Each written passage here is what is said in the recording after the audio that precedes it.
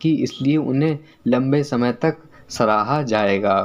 तो यह जो शब्द थे यह आर्नोल्ड श्वार्ज़नेगर के थे, जो ब्रूस ली के बारे में कहते हैं वह कितने आदर्शवान व्यक्ति थे और उन्होंने काफ़ी व्यक्तियों को मोटिवेट किया।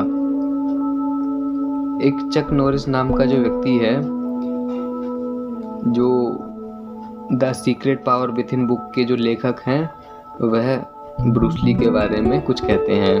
वह कहते हैं कि ब्रूस ने अपनी टी शर्ट उतारी और मैं फिर से आश्चर्यचकित हो गया, जैसा कि मैं हर बार उनके शरीर को देखकर होता था। उनकी मांसपेशियों पर मांसपेशियां थी। आगे एक और व्यक्ति हैं जिनका नाम जेम्स कॉबर्न बताया गया है। वह कहते हैं कि उन्होंने खुद को बनाया, उन्होंने खुद को गढ़ा।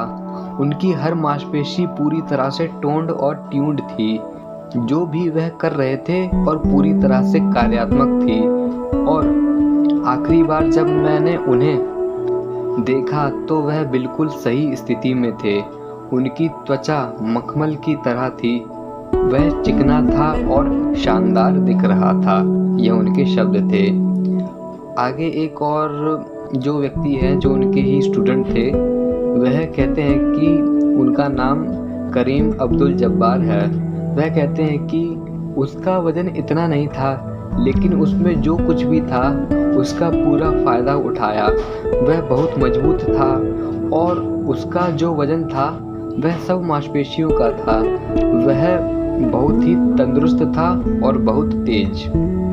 आगे एक और स्टूडेंट हैं जिनका नाम टाकी किमुरा बताया गया है। वह कहते हैं जब उसने अपनी शर्ट उतारी, भगवान वह चार्ल्स एटलेस जैसा दिख रहा था।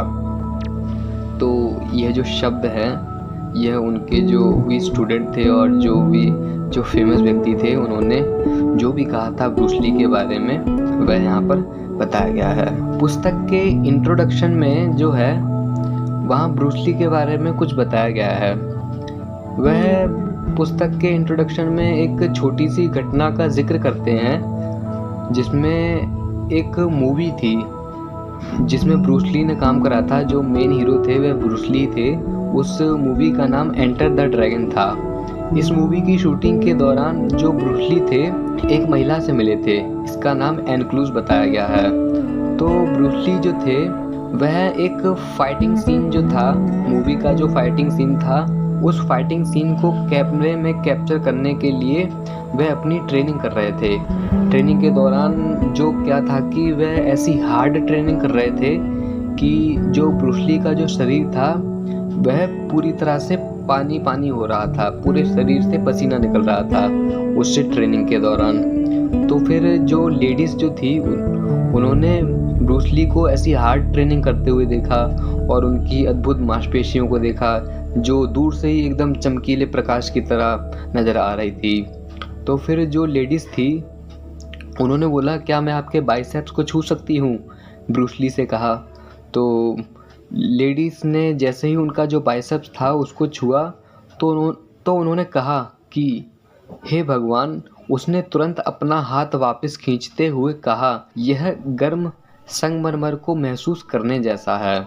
यह जो शब्द थे यह उस लेडीज़ के थे जो इस बात की ओर संकेत करते हैं कि ब्रूस ली ने उस समय काफ़ी हार्ड ट्रेनिंग करी थी और इतनी हार्ड ट्रेनिंग करी थी कि उस लेडीज़ ने जब उनके बाइसेप्स को छुआ तो छूते ही उन्होंने अपने हाथ को तुरंत पीछे कर लिया और उन्होंने कहा कि तुम्हारा जो शरीर है यह किसी गर्म संगमरमर के जो पत्थर होता है उसको छूने जैसा है।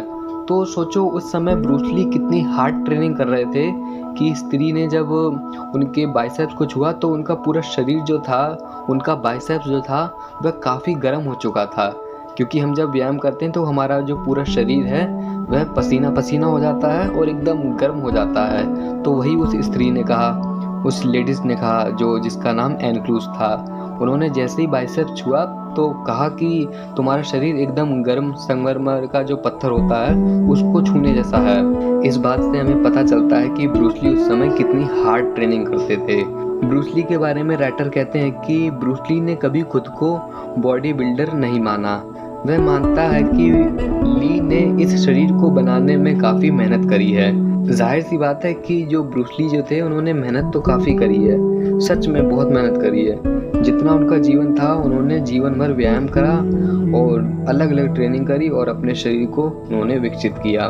कुछ ऐसे दिग्गजों के नाम बताए गए हैं जो ब्रूस ली के जो अद्भुत शरीर है उसको श्रद्धांजलि देते हैं, जिसमें नाम है लू द इनक्रेडिबल हल्क, अगला नाम है फेरिग्नो, उसके बाद वह कहते हैं राचेल मेलिश और फ्लेक्स व्हीलर, शॉन रे, लैंडा म्यूरे और डोरियन येट्स और ली हैनी जैसे जो दिग्गज व्यक्ति जो थे वह ब्रूस ली के शरीर की काफ़ी प्रशंसा करते थे कि ऐसा अद्भुत शरीर और उसमें ऐसी फुर्ती, ऐसी लचीलापन हर जगह देखने को नहीं मिलता है। तो इस तरह से ब्रूस ली के बारे में कुछ ये जो महानुभाव इन्होंने अपने शब्द प्रकट करे थे।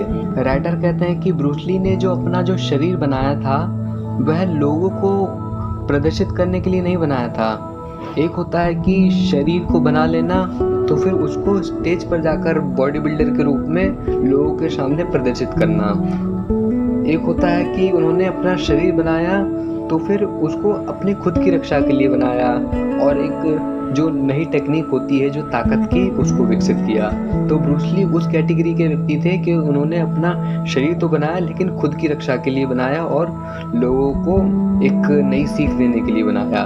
उनका जो शरीर है उनमें काफ़ी बहुत ही उभरी हुई मांसपेशियां नज़र नहीं आती हैं, जैसे कि और जो बॉडी बिल्डर थे, आर्नोल्ड श्वार्ज़नेगर हो, माइक मेंस्टर हो या फिर फिल हीथ हो, इस तरह के जो व्यक्ति थे इनके जैसा उन्होंने बहुत उभरा हुआ मांसपेशी जैसा शरीर नहीं बनाया, क्योंकि उन्होंने अपना अलग ही एक क्षेत्र बनाया था। तो ब्रूस ली का जो शरीर था उसमें काफ़ी चीज़ों का समावेश था जिसको प्राप्त करने के लिए उन्होंने काफ़ी ट्रेनिंग करी थी। पहला स्पीड, दूसरा स्टेमिना, तीसरा पावर, चौथा फ्लेक्सिबिलिटी और पांचवा बैलेंस्ड शरीर। तो इन सारी चीज़ों को प्राप्त करने के लिए जो था वह उन्होंने अपने शरीर को प्राप्त किया था। जैसे कि हर कोई मिस्टर यूनिवर्स शो के बॉडी बिल्डर की विशाल मांसपेशियों की प्रशंसा नहीं करता है, बल्कि कुछ व्यक्ति ऐसे भी होते हैं जो ब्रूस ली जैसे शरीर की प्रशंसा करते हैं। ब्रूस ली के जो पावरफुल जो शरीर है, जो पावरफुल जो पंच है उसकी प्रशंसा करते हैं।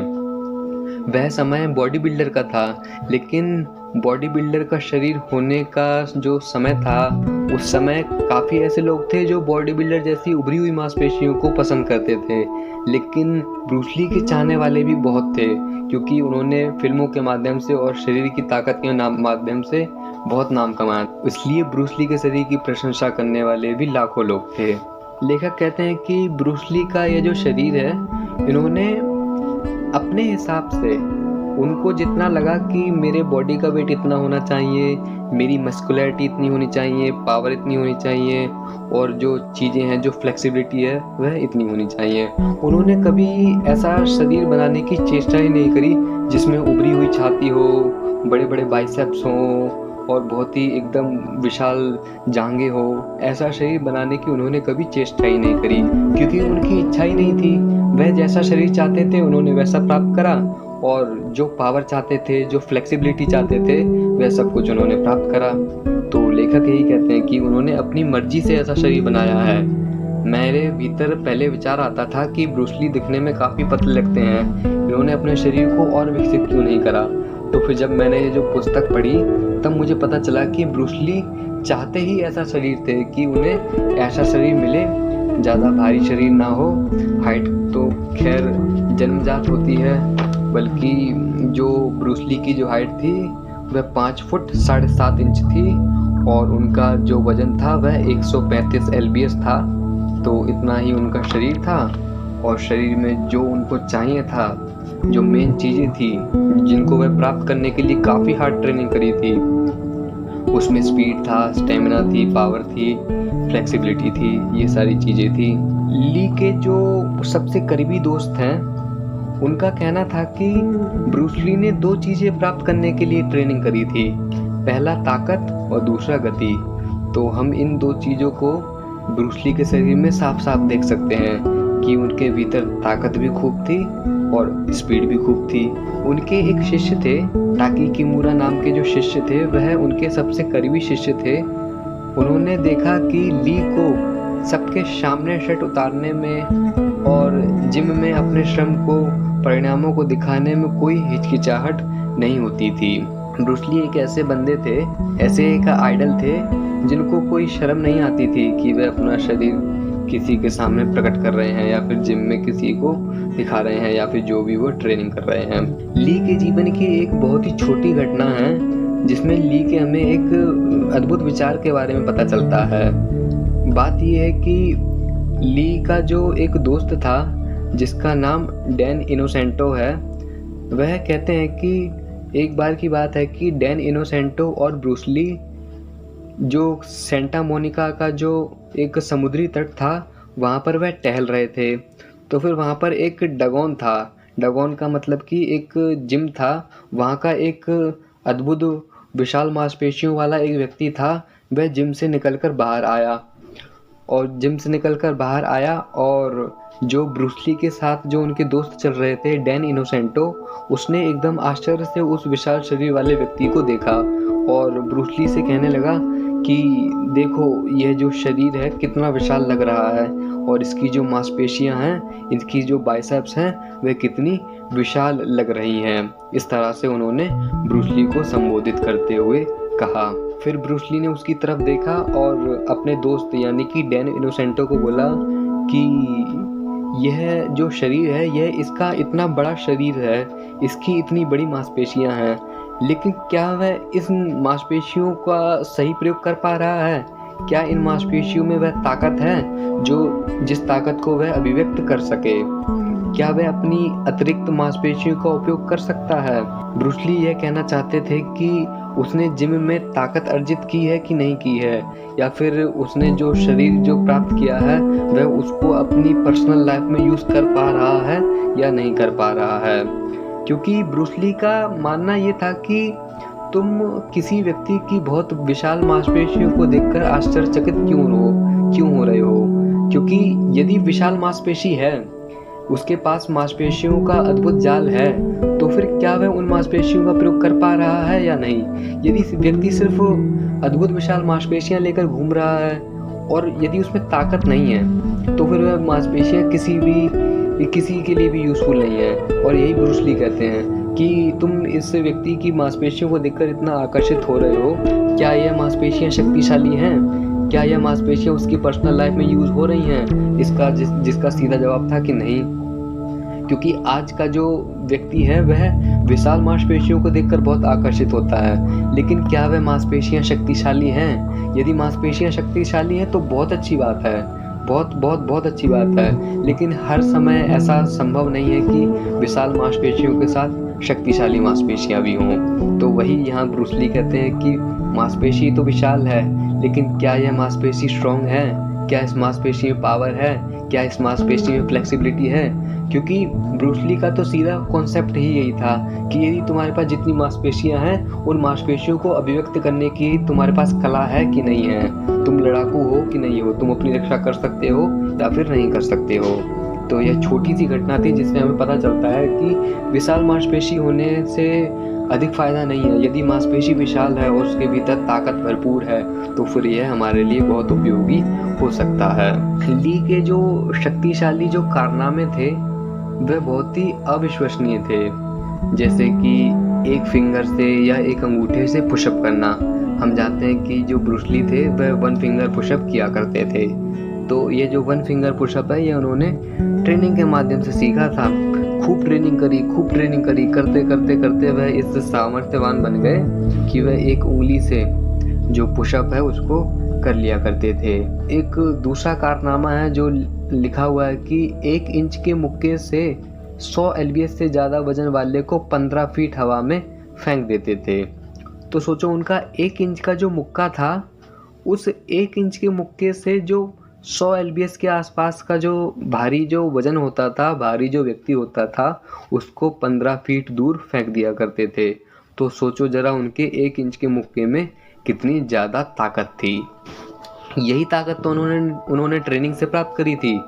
जो उनकी जो हार्ड ट्रेनिंग जो है, इसी हार्ड ट्रेनिंग के माध्यम से और जो उन्होंने ट्रेनिंग करी उस ट्रेनिंग के माध्यम से, उसमें जो गति का नाम है, उसमें जो ताकत का नाम है, यह 2 चीज़ें इन्वॉल्व थी और इन 2 चीज़ों को प्राप्त करने के लिए ही ब्रूस ली ने खूब ट्रेनिंग करी थी। और जिसका परिणाम यह हुआ कि वह 1 इंच के मुक्के की दूरी से ही 100 एलबीएस से जो भारी, जो ज़्यादा वजन होता है, उसको 15 फीट दूर तक भी फेंक दिया करते थे। जो ब्रूस ली जो थे वह साधारण साइड किक से 300 एलबीएस के पंचिंग बैग को छत पर पटक सकते थे। अब जरा सोचो कि जो पंचिंग बैग होता है जिस पर प्रहार पे प्रहार किया जाता है, उस पंचिंग बैग को इतने ताकत से, इतनी भरपूर ताकत से वह किक करते थे कि वह छत पर जो लटका हुआ होता था वह टूटकर साइड में गिर जाता था। इस तरह की ताकत थी ब्रूस ली के भीतर। ली का मानना था कि हर एक दिन अपने साथ अवसर लेकर आता है। यह ब्रूस ली का विचार है कि वह कहते हैं कि हर एक जो नया दिन है वह हमारे भीतर एक नया अवसर लेकर आता है कि हम इस दुनिया में कुछ ऐसा कर जाएं जो हमारे लक्ष्य को हमारे समीप लाता हो, हम जो बनना चाहते हैं उसके और ज़्यादा समीप आ जाएं। इसलिए हर दिन अवसर है। अफसोस नहीं मनाना चाहिए, जो हुआ सो हुआ, लेकिन जो आगे आने वाला जो समय है वह तुम्हारे लिए अवसरों की सौगात है। तुम चाहो तो अभी से शुरू कर सकते हो। यदि आज का दिन भी वेस्ट हो गया तो कोई बात नहीं, अगली सुबह आ रही है। अगर वो दिन भी वेस्ट हो गया तो कोई बात नहीं, अगली सुबह आ रही है। तुम्हारे लिए अवसर ही अवसर हैं।